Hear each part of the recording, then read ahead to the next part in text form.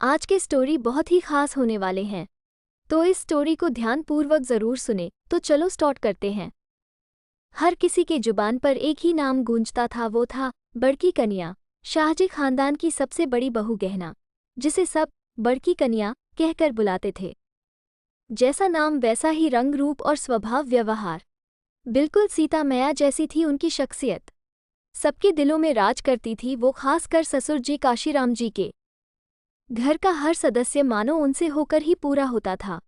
पर एक शख्स था जिसे अपनी भाभी गहना से थोड़ी चिढ़ होती थी। वो था गहना का बड़ा देवर केदार। केदार एक नंबर का आलसी इंसान था, जो अपना कीमती वक्त अय्याशियों में बिताता था। वो दो ही काम करता था, या तो गांव की लड़कियों को छेड़ना, जुआ सट्टा करना, या गंदी गंदी किताबों में अपना माथा फोड़ना।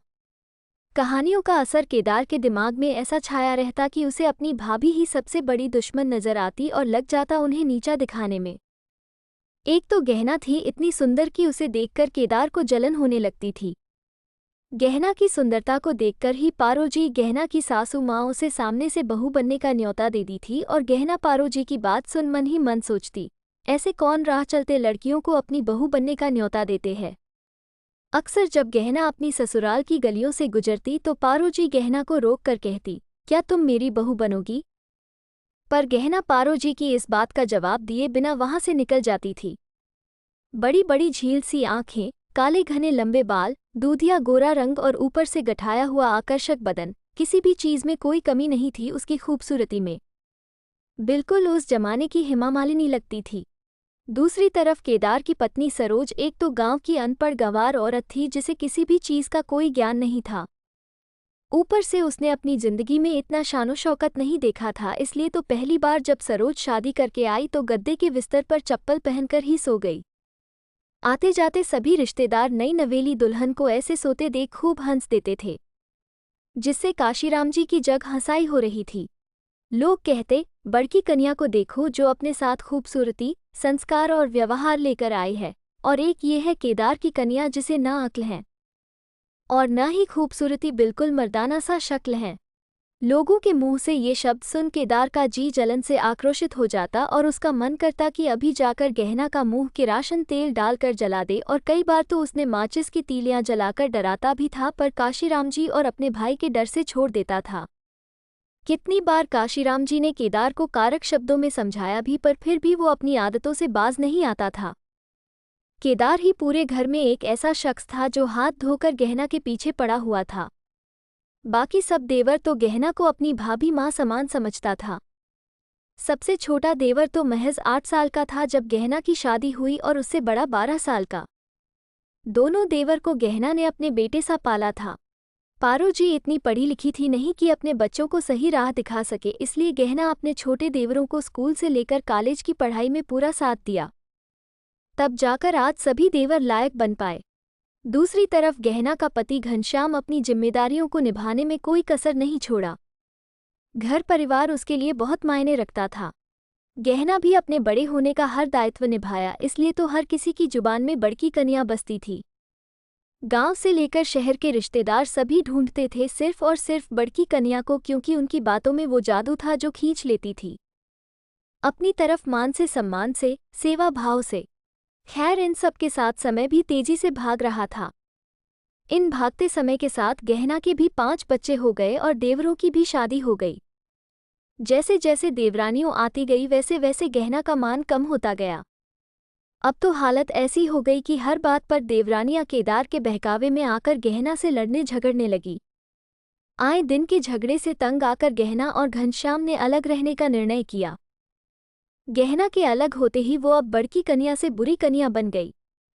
जब तक सबकी जली कटी बातें सुनकर सबको साथ लेकर चलती रही, तब तक सबके होठों पर एक नाम हुआ करता था, बड़की कन्या। जैसे ही उन्होंने अपने और अपने बच्चों की भविष्य की चिंता की, उन्हें सब बुरा बना दिया। गहना ने कभी किसी का बुरा नहीं चाहा, पर उसका बुरा चाहने वाला बहुत लोग थे उस घर में और रिश्तेदारों में भी। पर ये सब छोड़कर गहना और घनश्याम अपने बच्चों का भविष्य बनने में लग गए। दिन बीतता गया और बच्चे बड़े होते गए। धीरे धीरे चारों बेटियों की शादी हो गई और घर में बहू भी आ गई। बहू के आते ही फिर से वही सब शुरू हो गया जो कई अरसों पहले गहना ने पीछे छोड़ दिया था। बहू भी ऐसी मुंह की जोर जो हर छोटी बात पर गहना से झगड़ती रहती। एक बार फिर दिन का चैन और रात की नींद हराम हो गई। जिंदगी से निराश गहना कभी सोचा करती थी कि बहू आएगी तो मैं बेटी के जैसे रखूंगी, प्यार दूंगी, अधिकार दूंगी और बदले में वो मेरा मान सम्मान, इज्जत करेगी। पर सम्मान और इज्जत तो दूर की बात है, उसने तो कभी सीधे मुंह बात नहीं की और जिसने प्यार से कभी माँ तक नहीं कहा, उससे उम्मीद लगा बैठी थी। पर कहते हैं ना सोचे हुए अरमान कभी पूरे नहीं होते, खासकर अच्छे लोगों के साथ। इसी बीच घनश्याम भी गहना को छोड़कर स्वर्ग सिधार गए। अब जिंदगी और भी वीरान हो गई। खामोशी और तन्हाइयों के सिवा गहना के जीवन में और कुछ नहीं था। बड़की कन्या समय की गति में कहीं धूमिल हो रही थी। जिसकी सुंदरता के पुल लोग बंधा करते हुए वो कहीं शाम की तरह ढलती जा रही थी। जिसके खाने की तारीफ उंगलियां चाट चाट कर की जाती थी, उसे लोग ठुकराने लगे थे। समर्पण की सीता की छवि अंधेरे कमरे में गुम हो रही थी। कोई नहीं था जिसे उसके किए उपकार, निस्वार्थ सेवा, त्याग, प्रेम को समझने वाला। कभी उनके स्वभाव, व्यवहार का एग्जाम्पल दिया जाता था, अब वो बोझिल हो चुकी थी। आज खामोशी और तन्हाइयों के अंधेरे तले बड़की कन्या अपने अतीत को याद कर उदास हो जाया करती है और मन ही मन बुदबुदाया करती है, काश वो दिन फिर लौट के आ जाते जब लोगों को सिर्फ और सिर्फ मेरी ज़रूरत थी, इस बड़की कन्या की। तो कितना अच्छा होता। कल तक जो सबके लिए अनमोल था, आज वो बेमोल हो गई और इसी कमरे में दबकर रह जाएगी, एक अतीत के पन्नों की तरह। ऐसा सोचते सोचते कब गहना की आंखें लग गई और वो हमेशा हमेशा के लिए चीर निद्रा में सो गई। प्रिय दोस्तों, एक औरत कितना भी कुछ कर ले, उसे लोग बुरा बना ही देते हैं। एक औरत हर रिश्ते को बड़ी ईमानदारी से निभाती है, उस पर भी लांछन लगते तनिक भी देर नहीं लगती। गहना ने ताउम्र सभी के लिए अपना सब कुछ निछावर कर दिया, पर सब कुछ होते हुए भी उसे कुछ नहीं मिला।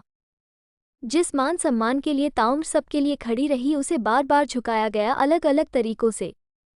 इस कहानी के माध्यम से आप लोगों के समक्ष सिर्फ अपने विचारों को रख रही हूँ। मेरा मकसद किसी की भावनाओं को आहत करना नहीं है। ये रचना पूरी तरह से मेरी लिखी हुई है। आपको मेरी कहानी कैसी लगी? ये स्टोरी आपको कैसा लगा? कमेंट में ज़रूर बताना। अगर आपको अच्छा लगा तो मेरे चैनल को लाइक शेयर सब्सक्राइब ज़रूर करें। मिलते हैं नेक्स्ट वीडियो में, तब तक के लिए बाय।